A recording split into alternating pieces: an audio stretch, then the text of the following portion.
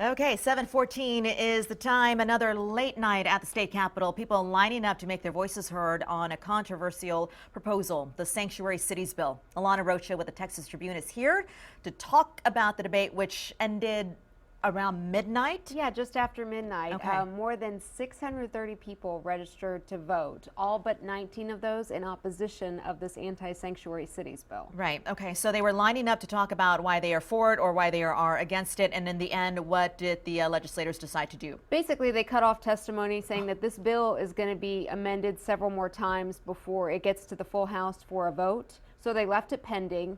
And, they had heard from, many immigrant families. They also heard from law enforcement who said that this bill could have a chilling effect on the immigration community when they're trying to solve crimes and get tips. People might not want to call in if they think they're going to be inquired of their immigration status. Are there some major differences with the House and the Senate version? There is. It seems like the House doesn't have a lot of appetite for what the Senate passed out. The main difference being that the Senate version says that law enforcement can inquire of somebody's immigration status if they're detained or arrested. Oh, wow. Whereas the House looks to limit that to just if somebody's arrested. Okay, I see.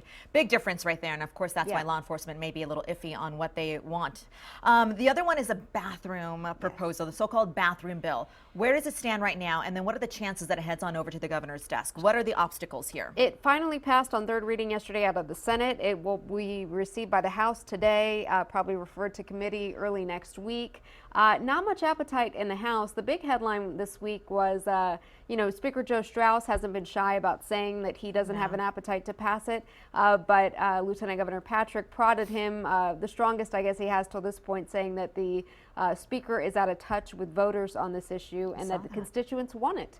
But that is in stark contrast to what we saw during the hearing, where more than 1,200 people registered in opposition and just a handful in favor of it. So what are the chances that it would be kind of DOA before it even gets to the governor's desk then? Will it make it there? No, I don't think so. It doesn't have an appetite in the House, and they have the votes, and that's what Patrick argues, that they have the 76 votes to pass it, but it still has to get through committee, and just House lawmakers don't seem to see it as a priority like the Lieutenant Governor does. Have to get to A before you can head over to Z, to the governor's desk. Right.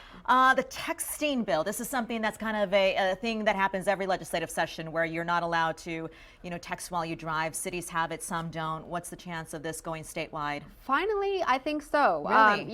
Talking to lawmakers yesterday on the House floor, a lot said, I've voted against this in the past. But, we're now one of 4 states that doesn't have a statewide texting ban.